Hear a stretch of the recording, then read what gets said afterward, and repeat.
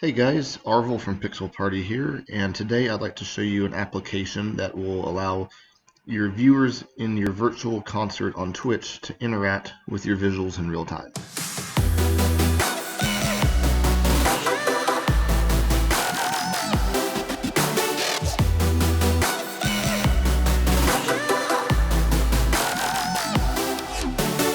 What's happening, everyone? So what we got here is an application called Twitch To OSC. My buddy Elburz, who I will link in the description below, came up with a method to pull the IRC chat log from Twitch into TouchDesigner. From there, I went ahead and modified that to output to OSC, as well as to generate a texture and output that via Spout and NDI. And then I took that a step further and even made it where you can have crowd participation using keywords. So with that being said, let's start the tutorial. So first things first, you'll need to have a Twitch account. And I'm going to assume that you guys already have that. So we're going to go ahead and move forward on how we can get this thing to connect and communicate.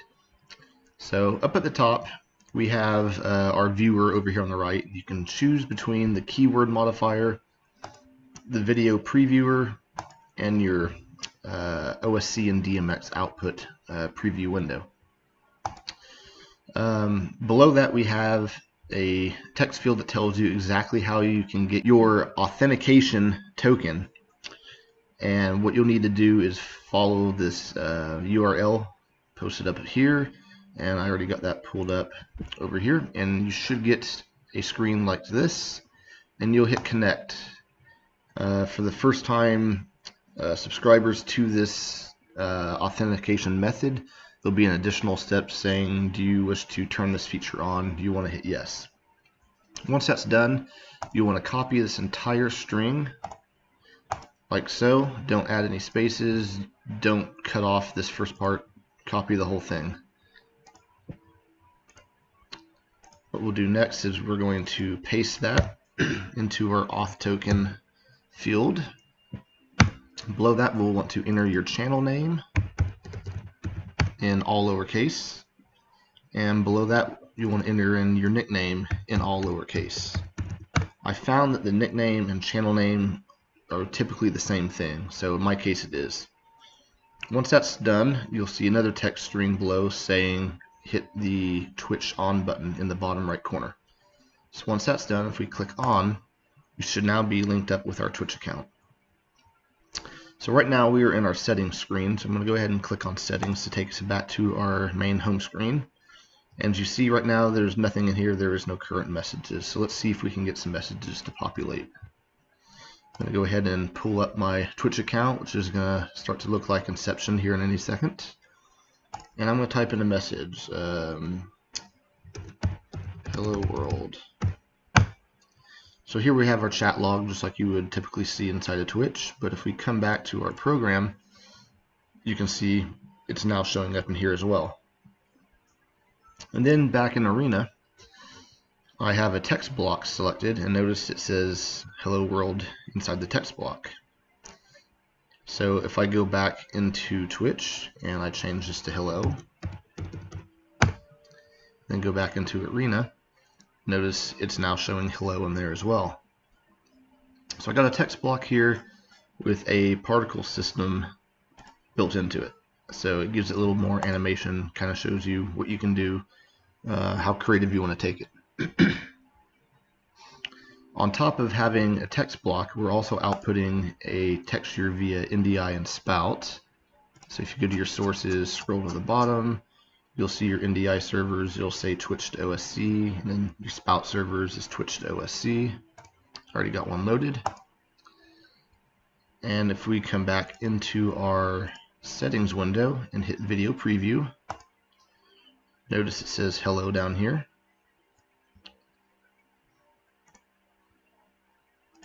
And it'll say hello right here as well. Alright, so we are getting communication between Twitch to the Twitch To OSC application, and then from that application back to Resolume Arena. So let's dig into a little bit more of what these settings are and how they can modify your show. If we hit the clear log, notice if we go back to our settings, we have our two messages that were sent. If we hit clear log, that clears out and turns it off. So we need to come back and type something else again.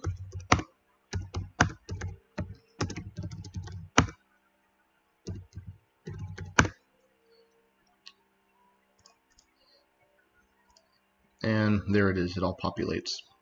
Current message right here is showing what the current message is being outputted. Below that we have our OSC IP address. This is the IP that OSC will be sending to. Currently I have it set to 255 all across the board, so it's broadcasting to every IP on the network. And below that we have our OSC port. Below that we have the OSC address, and this will be the address you want to send to a string block. So if you add in a text block source or a text animator, go to shortcuts, edit OSC, and click on the text. You can copy this top line right here and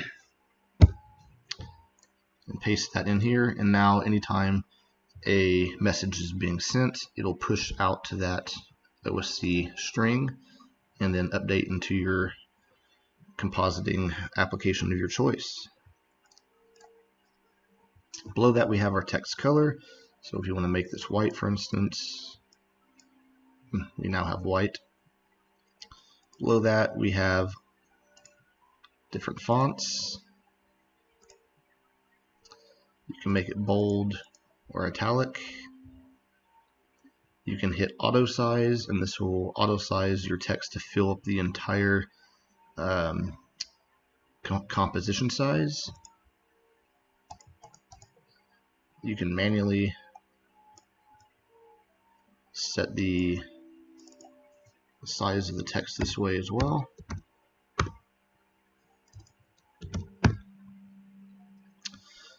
Below that we have the composition size. This is the size of the texture that will be sent out on Spout and NDI. If you're running a non-commercial version of TouchDesigner, the way you can tell that is if you see limited pop up down here in the bottom right, you will be limited to 1280 by 720. You cannot exceed that unless you have a commercial or pro license. Below that we have the text position X and Y, so we can move this around. You can move your text around on the texture. Below that we have remove username. So this is a way you can add in who the user is that's sending this message. Below that we have auto update. So right now as things come in, it's going to be pushed out automatically. So if we come back and type in test, notice it's showing test automatically. If we turn off the auto update and then go back to your settings, notice we have a message preview and then we have a selection menu above. So what we can do is click next to cycle through the list of messages here, and when you're ready to push that message out, you can hit update and it'll automatically update to your compositing software.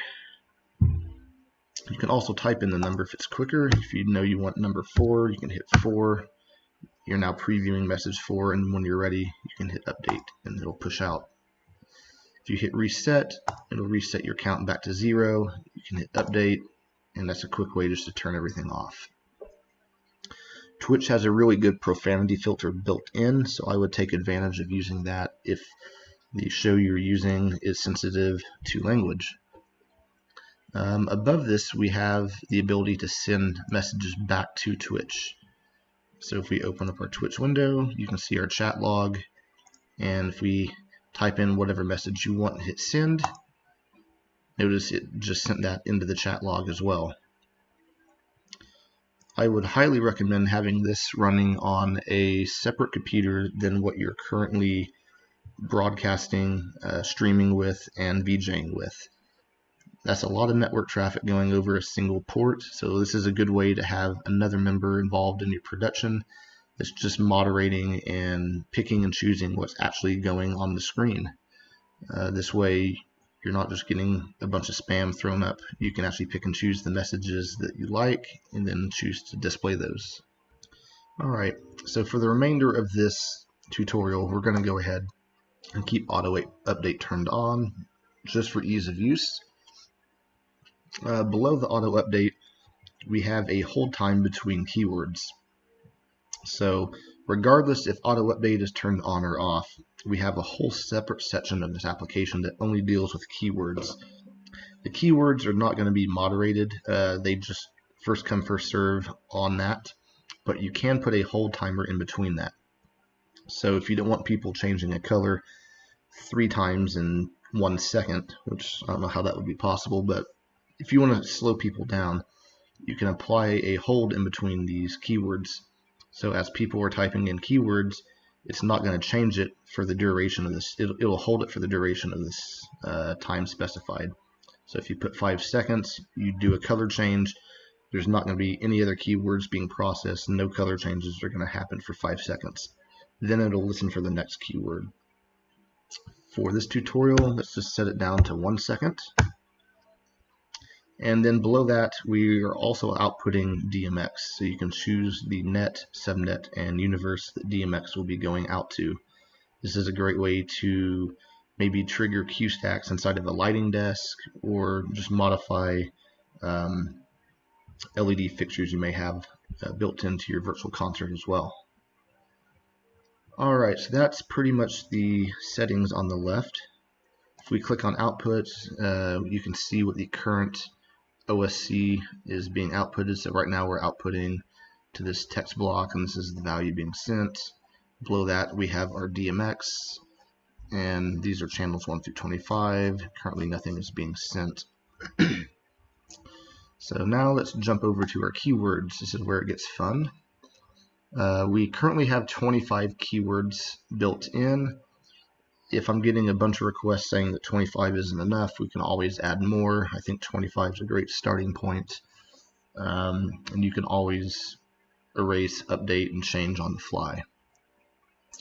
At the very top we have our reset. So if we're in here typing in a bunch of stuff and turning on a bunch of these, you hit reset, it takes you right back to a clean slate and you can start fresh. So let's go ahead and set up some keywords. So let's make all of our keywords. We'll need to start with a hashtag. That's how we are determining what the keywords are. So this system uses hashtags. If someone does a keyword followed by another word, it will not be processed. It's only looking for the exact specific keyword as it's written here. I recommend doing lowercase or uppercase, stick to a scheme, and then communicate that with your viewers very carefully. Perhaps coming back into your settings here, typing in like hashtag red will make visuals red, blue, and green will work as well. You can hit send, come back. People are now informed of what you're doing and how they can interact with your show. Also notice the message you send does not show up in your list here, so that's one less thing you have to sort through or worry about creating a loop back. So coming back here, let's make our first one hashtag red. We'll do our second one hashtag green. Third one hashtag blue.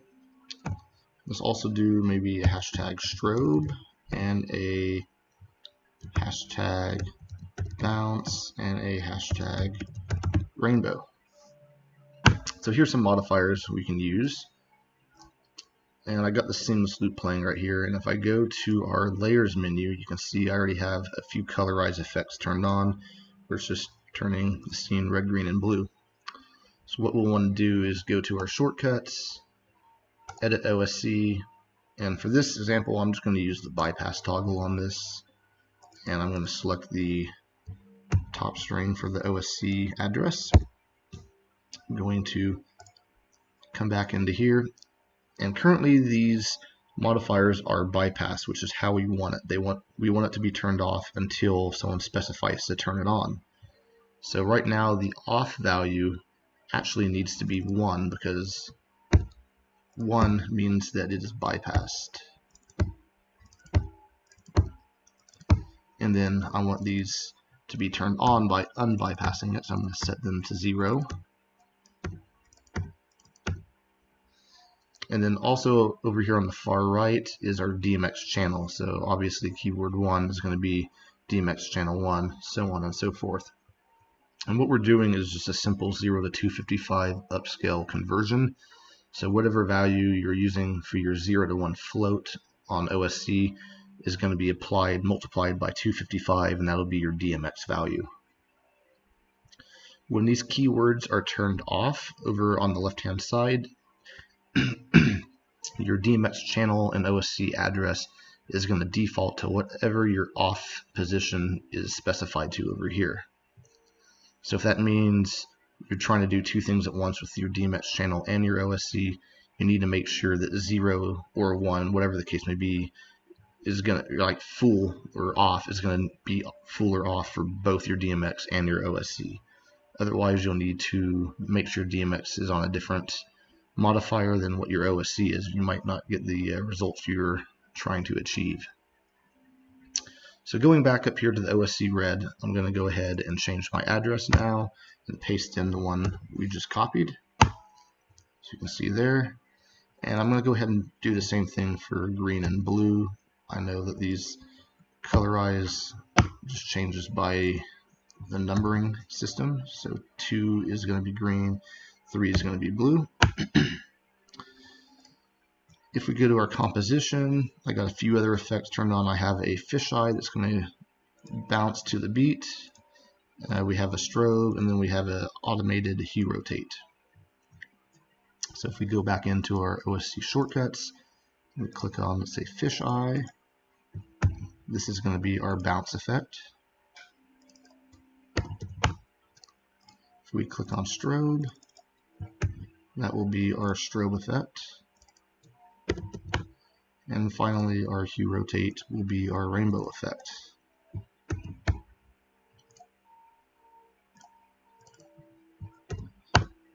Now we need to make sure we turn these on. So by clicking on the keyword filters on the left, I'm using 1 through 6, so I'm turning on 1 through 6. And if we go back to our Twitch feed, and we type in #red, we should now be getting a red modifier, which has turned on the red colorize. And if we come back and we do #blue,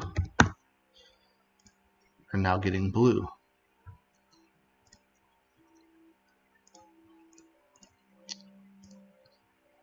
And if we turn on rainbow, we're now getting a hue rotate. We do a #bounce. We got that fisheye effect going on. And if we do strobe,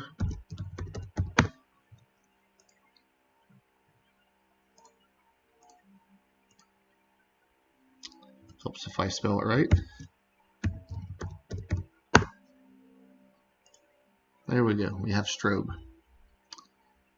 If someone enters in a keyword that's not in use, let's use none for an example, it's going to turn everything off because it's looking for something that doesn't exist.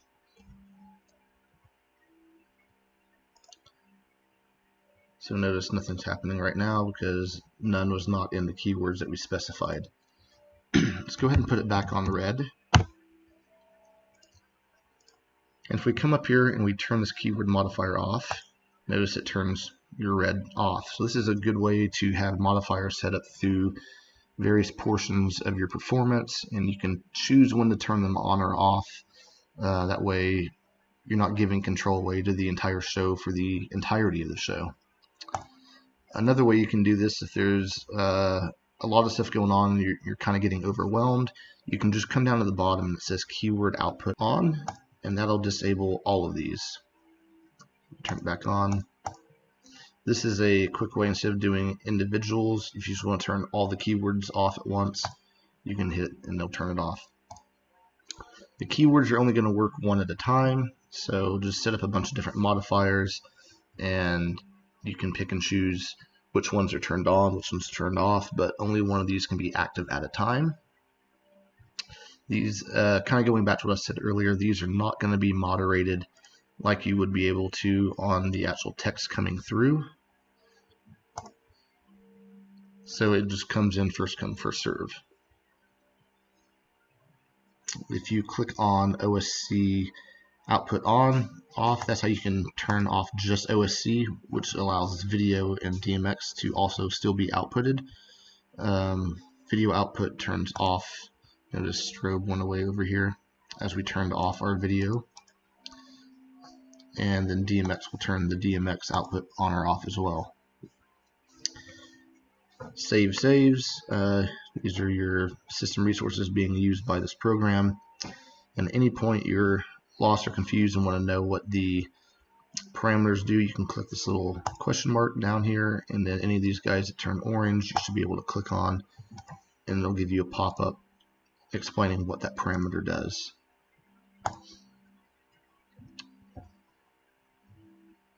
I believe that should be everything. Shoot me an email on this if you guys got any questions. It should be pretty straightforward from this point on.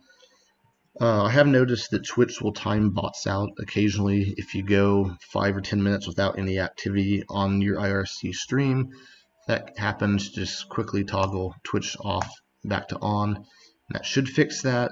Hopefully that won't be an issue for anyone, but if that does happen, that is the quick fix for that. Alright guys, thanks for sticking with me on this. Please upload some videos of what you guys are using this on. I'd love to see how creative everyone's getting with this. And hopefully things will return to normal soon and we'll all be back to working regular concerts. But in the meantime, be safe and have fun.